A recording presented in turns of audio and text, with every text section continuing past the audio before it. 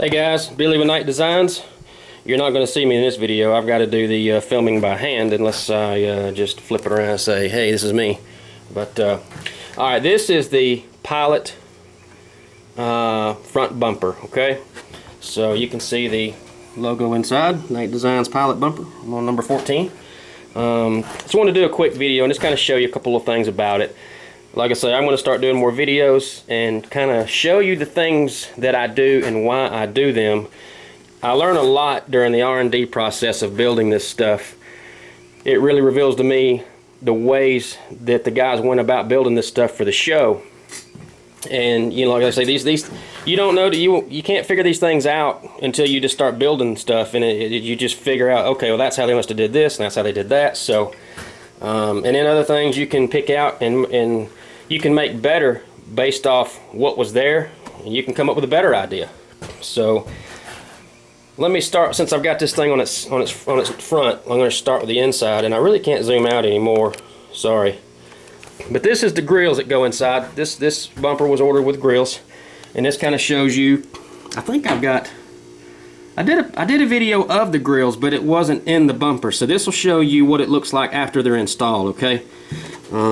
This is the inside, and like I said, it's real easy. You just fiberglass these brackets in that I showed you in the other video, and you take your aluminum brackets and drill your holes in your fiberglass. Remember, I told you in the other video to lay something underneath the grills, between the fiberglass and between the aluminum, so that when you unlock this screw right up here, and these can pivot, they'll adjust, because if you don't put something under it and you go right against the fiberglass, they're going to hang. They're not going to pivot, okay?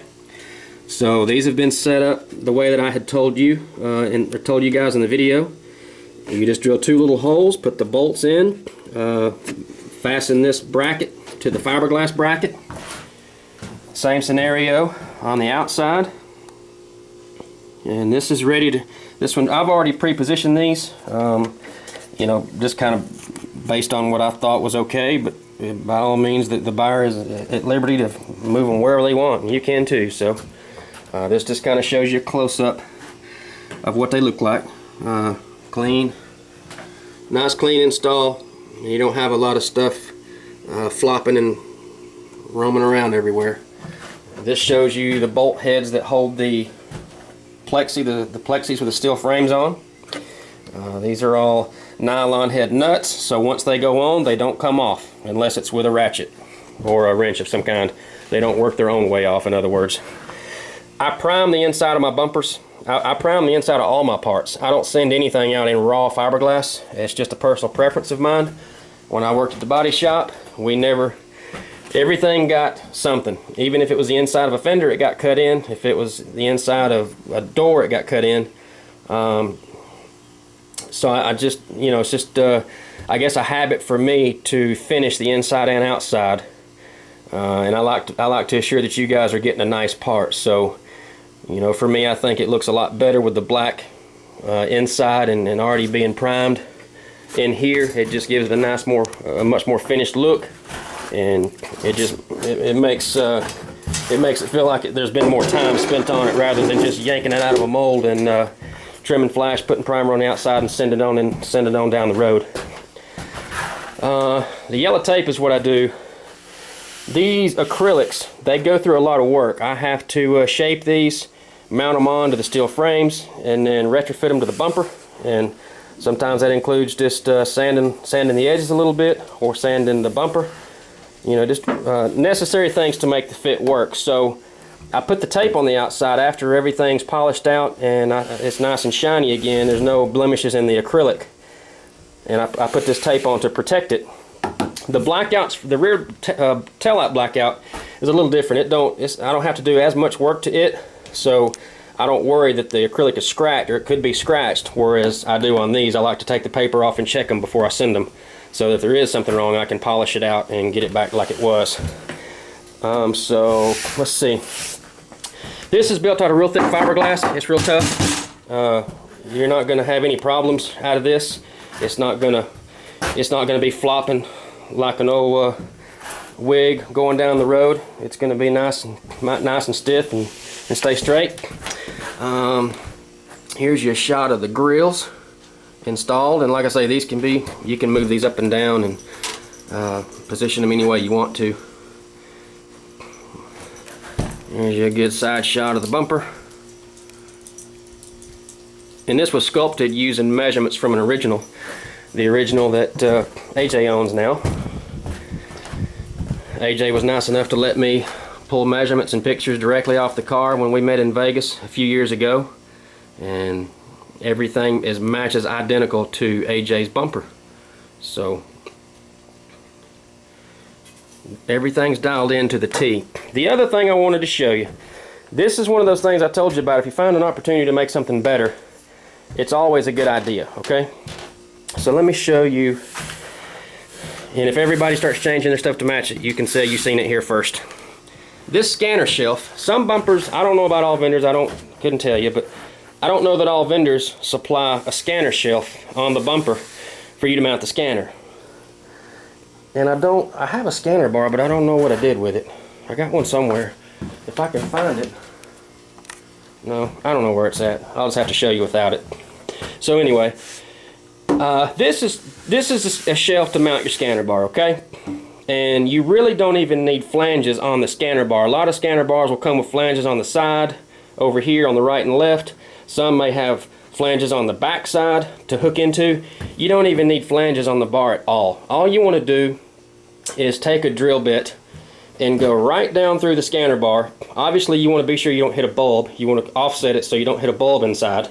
So you just run one down here and run one down here. Ballparking, you know, don't take that finger measurement there is literal. It's just kind of ballpark. Just drill holes in your scanner bar, and when you get it positioned on the fiberglass where you want it, run it all the way down through the bar, through the fiberglass, and then put you 2 screws through the bar and the glass and put a nut down here on the bottom. Like a nylon head nut so it doesn't rattle off. And that's it. You don't need anything more than that. And you'll notice I've got a lip here. So what you do is you just put that scanner bar right against that lip, and you don't have to worry about seeing the edge of the bar sticking up above the fiberglass. Everything's recessed underneath. The other thing about this bumper, about this scanner bar, or this scanner shelf, is I'll have to include some pictures, attach them to the video, because I can't show you what I'm talking about right now. All I can do is describe it to you. When you squat down, or you're standing in front of a car, and you look, let me see if I can get in front.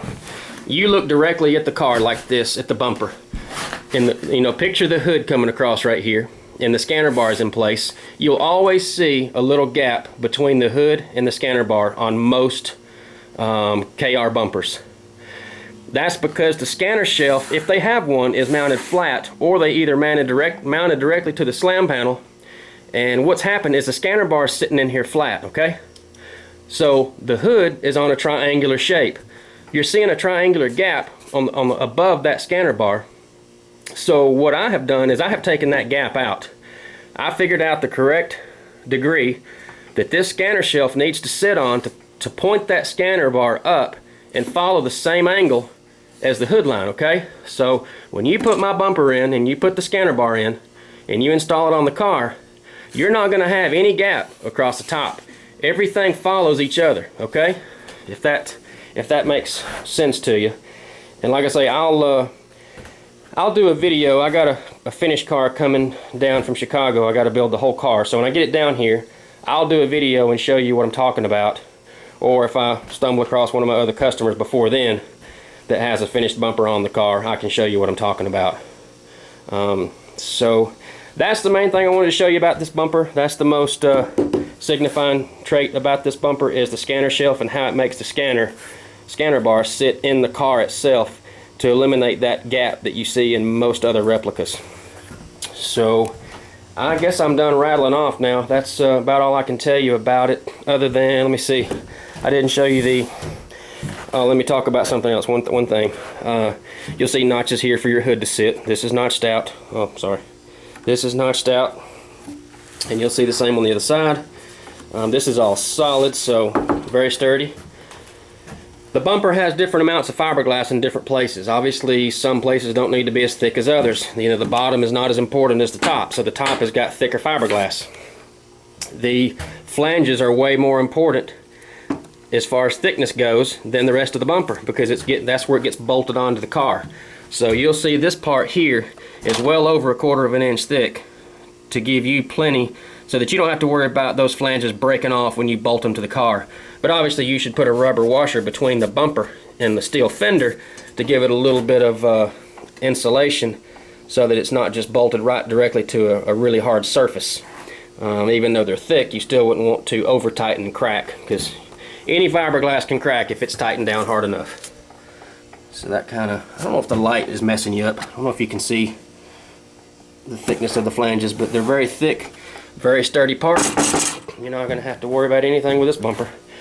So I hope you guys enjoyed this. One more thing, my bad. You can see this little notch in here. This is for your turn signal. When I sculpted this bumper, this notch fits the turn signal perfect. So you'll just drill a little hole here and here. Do the same in your turn signal, pop rivet it together, bolt it, whatever you want to do. And when this mask comes off and the paper on the underside comes off, you can see your turn signal through the plexi just fine. Okay, so that is it. Have a good day. Appreciate you watching the video. If you got any questions, please ask, and until we meet again.